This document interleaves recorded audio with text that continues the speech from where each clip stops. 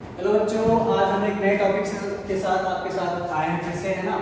Class 10th का current electricity हम लोग डिस्कस करने जा रहे हैं ना। इस वाले चैप्टर का हम एक पर्टिकुलर टॉपिक जो कि सारे एग्जाम में आपके बोर्ड में या फिर कोई कॉम्पिटिशन एग्जाम दोगे उस वाले एग्जाम में ये कॉम्बिनेशन ऑफ रेजिस्टर्स के टॉपिक से जरूर क्वेश्चन पूछे जाते हैं। इसके वैरायटी ऑफ क्वेश्चंस आते हैं, ठीक है।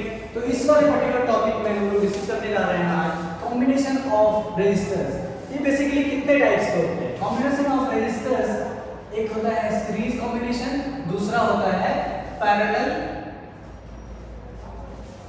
कॉम्बिनेशन। और रियल लाइफ में देखें, रियल सर्किट जो होता है उसमें इन दोनों का मिक्स वर्जन होता है। इन दोनों का क्या होता है? मिक्स टाइप का सर्किट होता है। मतलब एक ही सर्किट में सीरीज वाले भी कुछ रेजिस्टर्स होते हैं, सीरीज में कंबाइन, और उसी सर्किट में पैरेलल वाले भी होते हैं। तो ऐसे कुछ नाम नहीं है अलग से, बट हम रियल लाइफ में कोई सर्किट होता है उसमें क्या होता है? मिक्स टाइप का कॉम्बिनेशन होता है। तो अभी हम लोग कॉम्बिनेशन ऑफ रेजिस्टर्स में दो टाइप का कॉम्बिनेशन पढ़ने जा रहे हैं, सीरीज, दूसरा पैरेलल। तो हम लोग इसी कड़ी में आगे बढ़ते हैं और डिस्कस करते हैं अपना सीरीज कॉम्बिनेशन के टॉपिक को। अभी सीरीज कॉम्बिनेशन के टॉपिक को पढ़ने के लिए हमको सबसे पहला काम क्या आना चाहिए कि सीरीज कॉम्बिनेशन में कोई रेजिस्टर्स हैं उसको पहचाने कैसे, कौन सा सर्किट क्या, कौन सा रेजिस्टर्स, कौन कौन से रेजिस्टर्स सीरीज में है या पैरेलल में, उसको समझने के लिए हमें पहले ध्यान से देखना पड़ेगा, पहचानना आना पड़ेगा कि कैसे हम डिसाइड करेंगे कौन सा पैरेलल है कौन सा सीरीज है। तो सबसे पहले हम डिस्कस कर रहे हैं सीरीज कॉम्बिनेशन का। इसमें तीन रेजिस्टर्स आपको दिख रहा होगा यहाँ पे, R1, R2 और R3। तो ये तीनों जब एंड टू एंड कनेक्शन हो गया, देखो ये जो रेजिस्टर्स R1 है इसका पहला एंड इधर है, दूसरा एंड इधर है, और R2 का पहला एंड इधर, दूसरा एंड इधर। अभी आपको एक चीज दिख रहा होगा कि R1 R2 का एक जो एंड पॉइंट है वो कॉमन है। इधर सेकंड वाला इसका पहला वाला कॉमन, इसका सेकंड वाला इसका पहला वाला। ऐसे ही जब हो किसी का सेकंड वाला दूसरे का पहला वाला, किसी का पहला वाला दूसरे का सेकंड वाला, ऐसा जब हो एंड टू एंड कनेक्शन, ऐसे बोलेंगे एंड टू एंड कनेक्शन। और इस वाले पर्टिकुलर सीरीज कॉम्बिनेशन में क्या होगा कि जो एक ही पॉइंट कॉमन होगा, वन पॉइंट कॉमन होगा,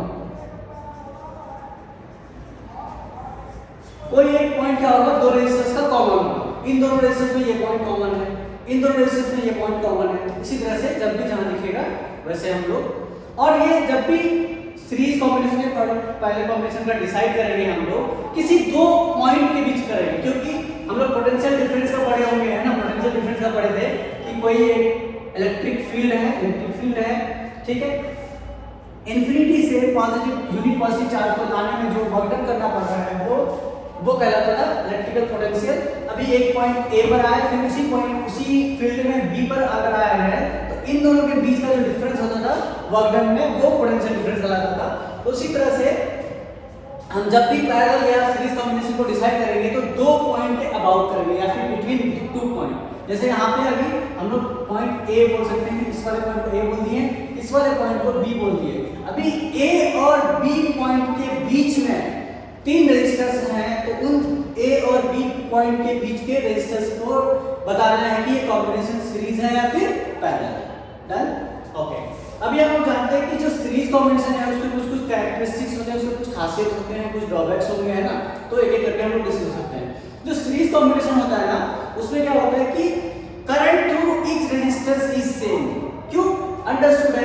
एक वोल्टेज सोर्स इधर, सर्किट के पास कितने रास्ते हैं करंट को फ्लो करने के लिए?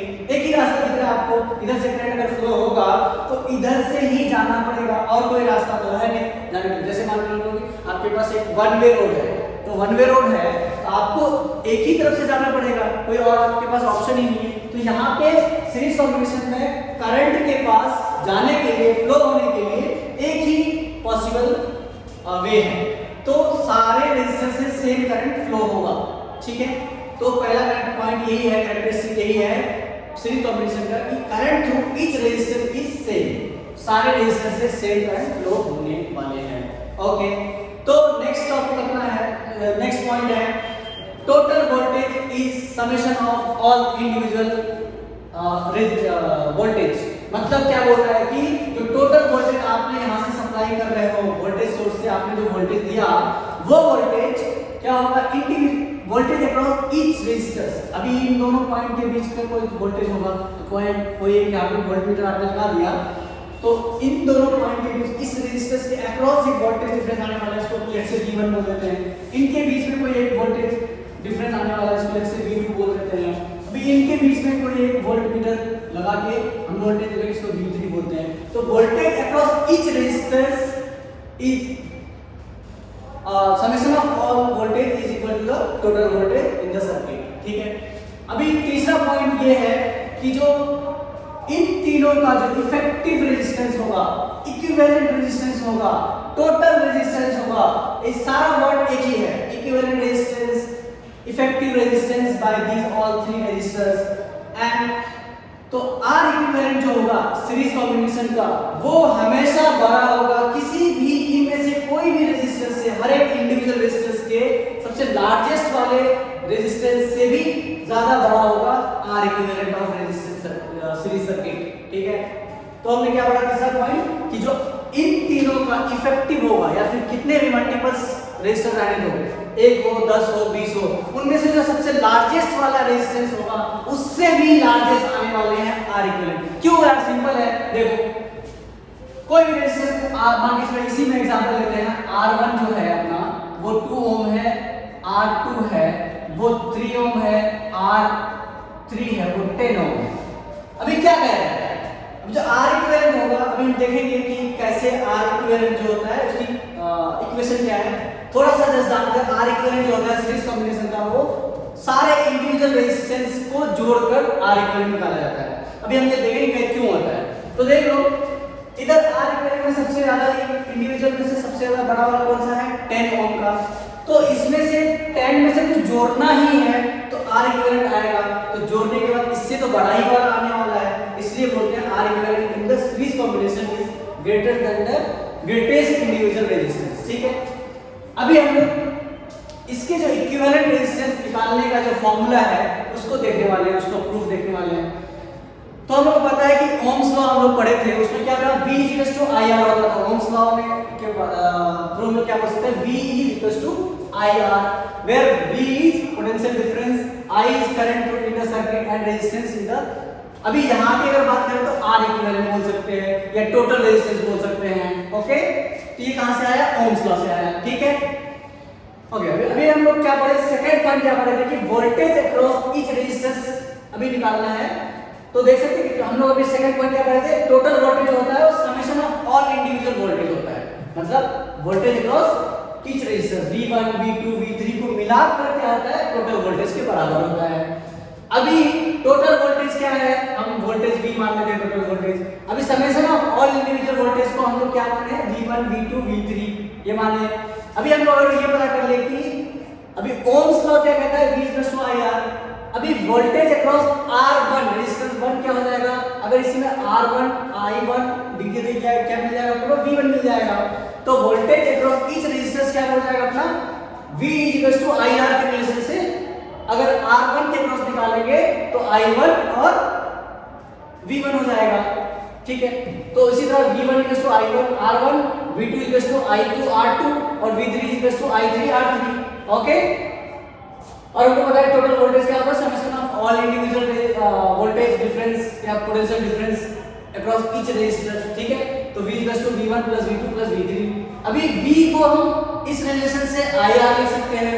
ये वाला I कौन सा I है, टोटल करंट है, जो वोल्टेज सोर्स आपका या सोर्स ऑफ एनर्जी जो करंट सप्लाई कर रहा है सर्किट में। ये वाला रेजिस्टेंस कौन है, टोटल रेजिस्टेंस है। कौन सा रेजिस्टेंस है ये, टोटल रेजिस्टेंस। सर्किट में इफेक्टिवली कितना रेजिस्टेंस है ऑफर हो रहा है, वो वाला रेजिस्टेंस है। और अपने को वही वाला निकालने में इंटरेस्ट भी है अपन, ठीक है। तो अभी देखो V1 हमने इधर क्या निकाला, V1 I1 R1। तो सारे वैल्यू को रिप्लेस कर देंगे, V1 को I1 R1 से, V2 को I2 R2 से और V3 को I3 R3 से, ओके। अभी यहाँ तक सबको समझ में आ गया होगा। I1 IR V1 I1 R1 I2 R2 I3 R3। अभी हमको ये पता है कि फर्स्ट पॉइंट हमने क्या पढ़ा था सीरीज कॉम्बिनेशन में कि current across all resistance are same, मतलब क्या, current through each resistor is same. तो I1 I2 और I3 हमें सेम होने वाला है, और वो सेम कितना, जितना करंट सप्लाई हो रहा है सोर्स ऑफ एनर्जी से। तो I1 हम इस कंसेप्ट से ये बोल सकते हैं कि I1 I2 equal to I3 equal to the total current जो सप्लाई हो रहा है उसी के बराबर का होने वाला है ना। अगर हम हीट लॉस वगैरह जो सर्किट में लॉस होगा उसको नेगलेक्ट करें वो बहुत कम है as compare to total current. तभी देखो कि I को I इस वाले चीज को IR लिखे that is equal to I सब में इक्वल है तो मतलब I1 भी I है I2 भी I है तो उस सारे को कॉमन ले लिए I कॉमन हो गया। इधर क्या बचा R1 plus R2 plus R3 बचा। अब ये I और ये I सेम है अपन ने यहाँ पे बता दिया कंसेप्ट से हम लोग प्रूफ कर दिए। तो I ने I को क्या कर दिया मार दिया। क्या बचा R equal to R1 plus R2 plus R3 है और यही R को हम क्या बोलते हैं R इक्विवेलेंट। मैं सीरीज कॉम्बिनेशन के लिए मैं डिनोशन के लिए R इक्विवेलेंट को RS बोल रहा हूँ ताकि कंफ्यूजन ना हो। तो ये R इक्विवेलेंट क्या है RS से डिनोट कर रहे हैं for series combination that is equal to R1 plus R2 plus R3। तो हमने यहाँ पे क्या देखा देखो यहाँ पे ध्यान से कि सीरीज कॉम्बिनेशन के लिए R इक्विवेलेंट निकालने के लिए क्या फॉर्मूला डिराइव किया R equivalent equals to R1 plus R2 plus R3। ये सब है क्या ऑल इंडिविजुअल रेजिस्टेंस है। देखो सर्किट में इंडिविजुअल रेजिस्टेंस है R1 R2 R3 इन तीनों को ऐड कर दोगे तो ये इस सर्किट में इफेक्टिवली कितना रेजिस्टेंस ऑफर हो रहा है वो निकल जाएगा। तो हमने यहाँ पे जल्दी से 1 मिनट में कंक्लूड करता हूँ क्या सीखा। हम क्या कर रहे हैं इलेक्ट्रिसिटी का चैप्टर में कॉम्बिनेशन ऑफ रेजिस्टेंस को डिस्कस कर रहे हैं। उसमें दो टाइप होते हैं सीरीज और पैरेलल। उसमें से हम सीरीज कॉम्बिनेशन को अभी हम लोग डिस्कस करने किया है। तो उसमें ये हमने कैसे पहचानने के वो डिस्कस कर लिया कि एंड टू एंड कनेक्शन होगा और एक कोई कॉमन पॉइंट होगा। ओके ठीक है।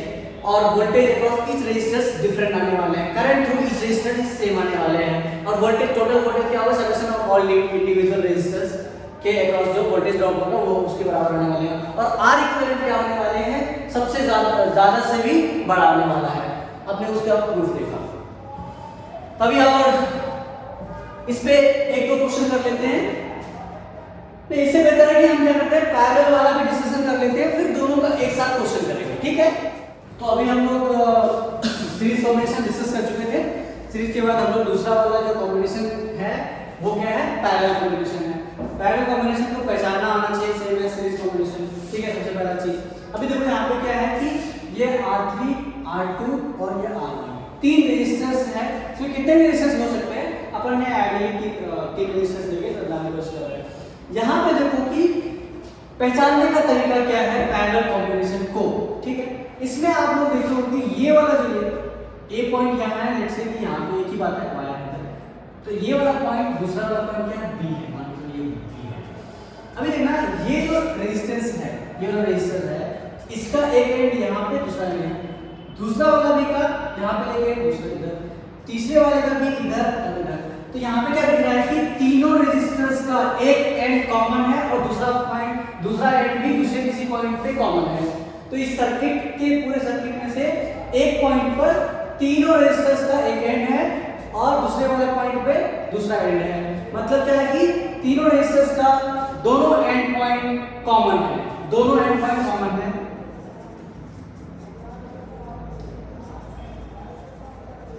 ठीक है। तो ये होगा पहला समझने का तरीका। अभी इसमें क्या है किसी कैरेक्टरिस्टिक की बात करेंगे कि पैरेलल कॉम्बिनेशन में सर्किट में क्या करंट कैसा होता है वोल्टेज कैसा होता है ना। तो सबसे पहले हम वोल्टेज की बात करेंगे। इस वाली चीज में देखो ये रेजिस्टेंस क्या है कॉमन दोनों पॉइंट कॉमन है।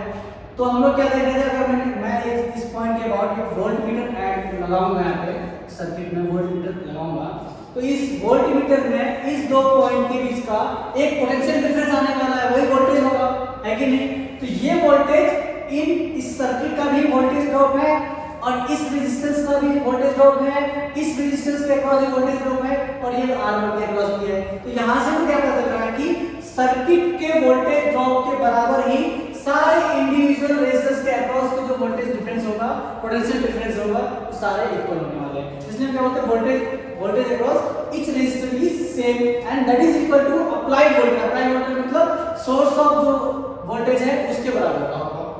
दूसरा क्या बोल रहा है कि करंट के बारे में। अभी करंट को पहले कैसे मैंने क्या बोला था कि यहाँ से करंट सप्लाई हो रहा है वोल्टेज सोर्स से ये करंट को यहाँ आएगा इस वायर में यहाँ आएगा इसके बाद फिर इधर आएगा।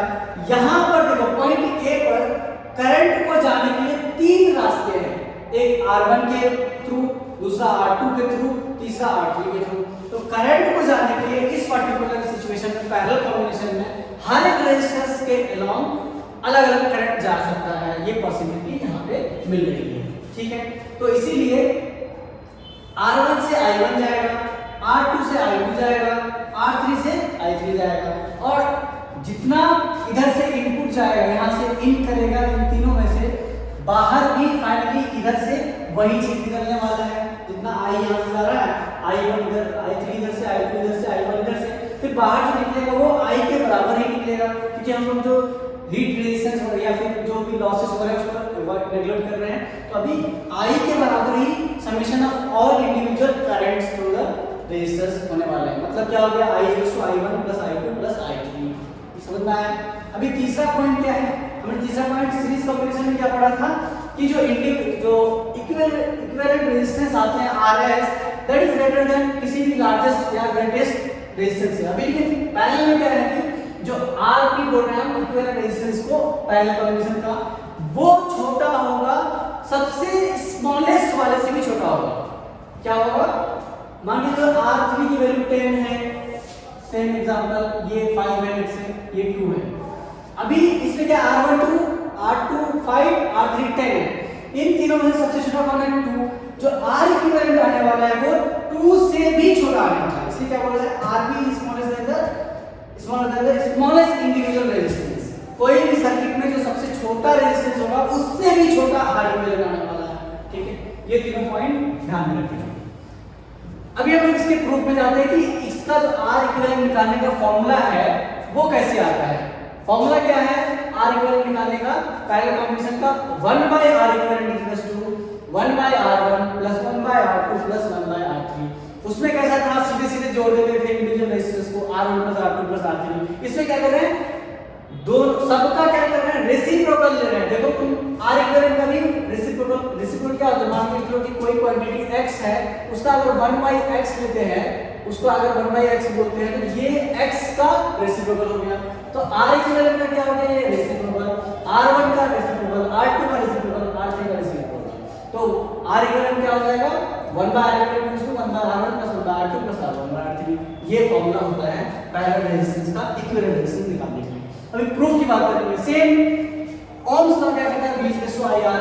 ओम्स लॉ से V = IR से हम I = R को इधर लेके आ जाएंगे तो V/R आ जाएगा। यहां देखिए V = IR, I बराबर क्या आ जाएगा, R इधर आ जाएगा तो नीचे R हो जाएगा, तो V/R हो गया I का रिलेशन।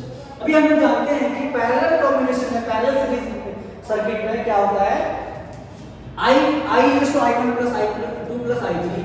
अभी हम लोग क्या करेंगे, ये वाला रिलेशन को से रिप्लेस करेंगे। तो I की वैल्यू क्या है, V/R, और यहाँ पे I कौन सा है, total current in the circuit, तो टोटल वोल्टेज हो गया, R इक्विवेलेंट हो गया यहाँ पे। अभी I1 कितना है, V1, I1 यहाँ डालेंगे, V1 R1, इसी तरह I2 डालेंगे, V2 I2 R2। तो I1 कितना हो गया, V1 R1 + V2 R2 + V3 R3। अभी हमको पता है, यहाँ पे हम डिस्कस किया कि जो इंडिविजुअल रेजिस्टर सारे जो वोल्टेज एक ही पॉइंट पे कॉमन है, तो voltage difference, potential difference each resistor is same as the applied voltage. तो मतलब जो V1 V2 V3 है वो सारे इक्वल हैं, और वो इक्वल किसके भी हैं, जो अप्लाइड वोल्टेज है उसके भी इक्वल है। तो हम लोग इधर से V1 V2 V3 को VV लिख सकते थे, और V को कॉमन ले लिए, तो अभी क्या आ गया, V common 1/R1 + 1/R2 + 1/R3। अभी ये भी दोनों सेम है, तो V ने V को मार दिया, तो क्या बचा, 1/R equivalent = 1/R1 + 1/R2 + 1/R3। तो ये अपना आ गया। देखिए ओके, तो अभी हम दोनों चीज डिस्कस कर चुके हैं, सीरीज कॉम्बिनेशन, रेजिस्टेंस का कितना, सीरीज कॉम्बिनेशन और पैरेलल कॉम्बिनेशन। अभी दोनों का प्रूफ भी देख लिया है, दोनों के बारे में जान भी नहीं किसको कब कैसे पहचानेंगे और कैसे अप्लाई करेंगे। तो एक क्वेश्चन है, अभी और बेटर अंडरस्टैंडिंग के लिए क्वेश्चन डिस्कस करते हैं। Resistance of 12 ohm connected in parallel with another resistor of resistance x ohm, if R equivalent is 4.8 ohm, find the value of x। मतलब ये दूसरा रेजिस्टेंस लगाया था उसका कितना वैल्यू होगा ये आर इक्विवेलेंट लाने के लिए।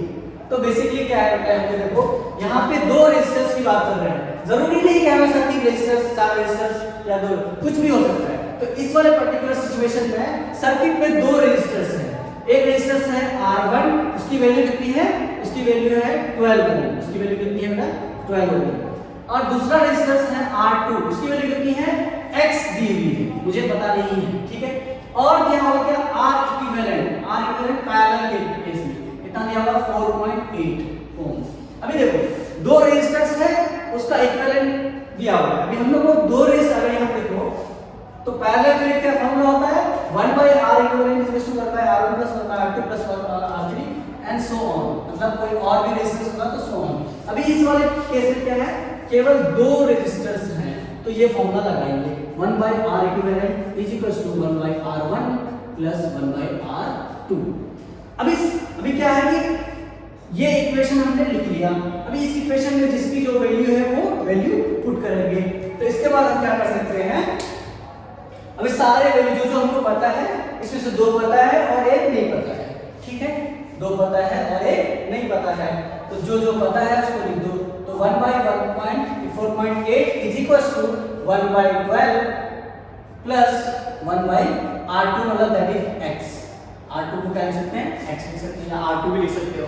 ओके, अभी देखेंगे 1/x जो तुम्हें नहीं पता है उसको एक साइड रखो, मतलब वेरिएबल और नॉन चीजें जो नहीं पता है उसको एक साथ रखो, जो पता है उसको एक साथ लिया जाओ। तो अभी इस चीज को मैं कैसे कर सकता हूँ 1/x को क्या लिख सकता हूँ इक्वल टू 1/4.8 माइनस 1/12 लिख सकता हूँ। देख लो इसको इधर लेके आ जाएंगे तो 1/4.8 माइनस 1/12 लिख सकता हूँ।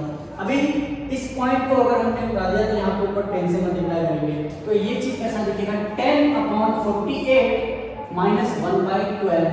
अभी 48 और 12 का एलसीएम लेंगे, 48 और 12 का एलसीएम लेंगे तो 48 आएगा, ठीक है। अभी 48 इनटू इसकी वैल्यू 10 माइनस 4 दैट इज 6/8 आया इसका वैल्यू, ठीक है। फ्रैक्शन सॉल्व करना, देखो ये लिखने के बाद आपने जैसे वैल्यू पुट कर दी, वैल्यू पुट करने के बाद ये कंप्लीटली मैथमेटिक्स, फिजिक्स का काम यहां पे खत्म। ये कंप्लीटली मैथमेटिक्स है और क्लास 6 7 में आपने सीखा होगा फ्रैक्शन को कैसे सॉल्व करते हैं, एलसीएम वगैरह लेके फ्रैक्शन। अभी देखो 6 और 48 तो 6 into 8 क्या होता है 48 होता है, तो 1 से कटेगा ये 8 से, तो कितना हो गया 1/8। अभी देखो 1/x की वैल्यू कितनी आई 8 आई। यहां पे देखो करके दिखाता हूं इसी क्वेश्चन को, यहां पे देखो 1/x = 1/8 आया। अभी क्या करेंगे क्रॉस मल्टीप्लिकेशन करेंगे तो x into 1 x हो जाएगा, 8 into 1 कितना हो जाएगा 8, तो ये हो गया 8 ओम आंसर आ गया। जो दूसरा वाला रेजिस्टेंस था 12 ओम का resistance connected in parallel in x, तो x की वैल्यू कितनी है 8 रहेगा, तो अपना इक्विवेलेंट रेजिस्टेंस कितना आ जाएगा 4.8, तो वैल्यू ऑफ x इज 8 लिख लीजिए।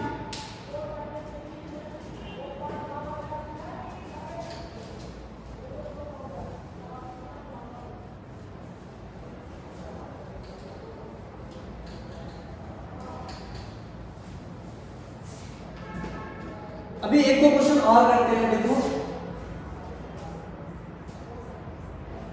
अगर आपने ये जो मैंने कंसेप्ट डिस्कस किया इसको ध्यान से देखा तो आपको बस पहचानने की देरी है। जैसे आपने पहचान लिया कि कहाँ पे कौन सर्किट है, उसके बाद तो सिर्फ फ्रैक्शन एंड सिंपल एडिशन बचेगा और कुछ बचने वाला नहीं है।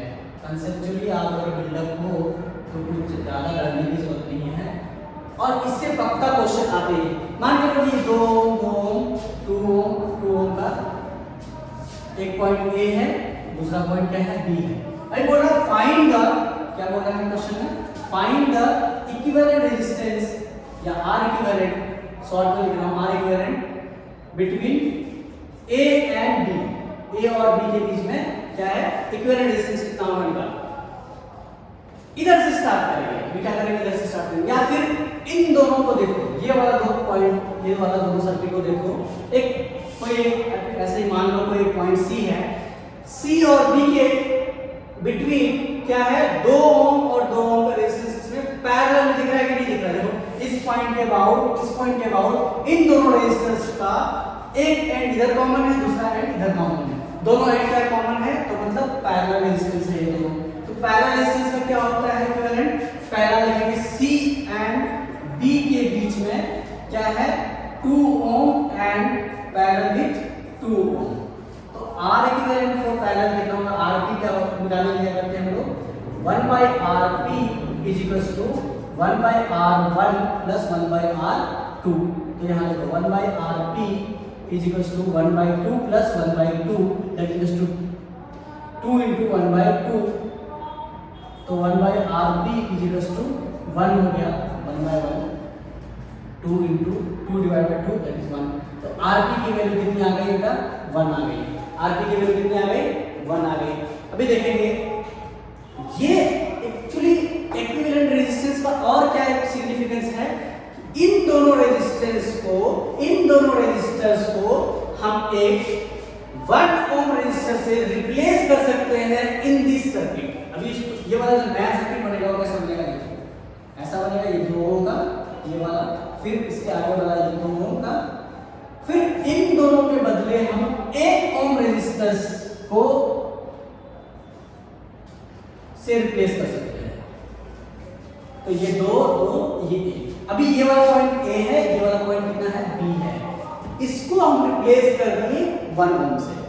तो अभी सिंपल दिख रहा होगा कि एंड टू एंड कनेक्शन है, एक का यहाँ खत्म हो रहा है, दूसरे का स्टार्ट हो रहा है, दूसरे का यहाँ खत्म हो रहा है, दूसरे का स्टार्ट हो रहा है। ये तीनों आपको दिख रहा होगा कि एंड टू एंड कनेक्शन। तो किसमें है? ये तीनों सीरीज में है। सीरीज के लिए तो सिंपल होता था, RS क्या होता था? R1 plus R2 plus R3। तो यहाँ पे R1 कितना है? 2 प्लस 2 प्लस 1 तो 5 हो गया। अभी आपको दिख रहा होगा कि जो RS है वो कितना है? 5 ओम है। RS कितना है? 5 ओम। लिखिए जल्दी से। अभी एक दूसरा क्वेश्चन डिस्कस कर लेते हैं इसी का। एक क्वेश्चन है तो देखो, एक सर्किट A B के बीच में क्या है कि एक रेजिस्टर है 4 ओम 8 ओम और X ओम का और 5 ओम का। इसमें गिवन है कि इफ इक्विवेलेंट रेजिस्टेंस मतलब R इक्विवेलेंट कितना दिया हुआ है? R इक्विवेलेंट आपका 4 ओम दिया हुआ है। R इक्विवेलेंट 4 ओम दिया हुआ है। तो क्वेश्चन बोला find the value of X, find X, ठीक है। अभी देखो ये दोनों रेजिस्टर किस में दिख रहा है? ये दोनों रेजिस्टर किस में दिख रहा है? हमेशा जो 2 पॉइंट बोला है उनके बीच में देखेंगे कि कैसी कॉम्बिनेशन की फॉर्मेशन है। ये दोनों पॉइंट भी आपको सीरीज में दिख रहा होगा, एंड टू एंड कनेक्शन। ये दोनों भी आपस में सीरीज में दिख रहा होगा। हाँ या ना? 1 बाय सीरीज में। तभी देखेंगे ये दोनों को ऐड करेंगे कितना आ जाएगा? 4 plus 8 that is equals to 12। अभी इसको ऐड करेंगे कितना हो जाएगा? जो ऊपर वाला RS होगा वो कितना हो जाएगा? 12। अभी नीचे वाला जो RS होगा वो क्या हो जाएगा? X plus 5 that is equals to RS2 RS1। अभी ये RS1 और RS2 क्या आपस में पैरेलल है? देखो ये नीचे ये ऊपर, दोनों का एंड पॉइंट दोनों क्या है? इन दोनों को रिप्लेस कर सकते हैं एक रेजिस्टर से, इन दोनों को रिप्लेस कर सकते हैं एक रेजिस्टर से, और ये दोनों रेजिस्टर का होगा पैरेलल में होगा। तो अभी देखेंगे 1/R इक्विवेलेंट जो फाइनली निकलेगा वो 1/RS1 प्लस 1/RS2। ये कंफ्यूज नहीं होना है, इन दोनों से जो आया है वो RS2 बोल रहा हूं मैं बोलने के लिए, डिनोट करने के लिए। RS1 ये इन दोनों को बोल रहा हूं, और ये गिवन है कितना? 1/4 ये क्वेश्चन में गिवन है। तो इसको हम लिख सकते हैं कि RS1 में क्या है? 1/12 plus 1/x plus 5 is equal to 1/4। अभी देखो ये फ्रैक्शन को सॉल्व करने जैसा है, फ्रैक्शन को सॉल्व करने जैसा है। इसको देख लो इधर 1/x plus 5 is equal to 1/x plus 5 is equal to 1/12 1/4 उधर है, इस 12 को उधर लेके जाएंगे तो 1/12 माइनस हो जाएगा। अभी इन दोनों का एलसीएम लो, इसको सॉल्व करो। 12 into 3 minus 1 is equal to 2/12 is equal to 1/6 है ना? 1/6। अभी कितना आ गया देखो, यहाँ पे आगे करते हैं 1/x plus 5 is equal to 1/6। अब इसको क्रॉस मल्टीप्लिकेशन करो, हो जाएगा x plus 5 is equal into 1 is equal to 6 into 1, 6 into 1। तो x into 1 x plus 5 into 1 5 is equal to 6 into 1 6।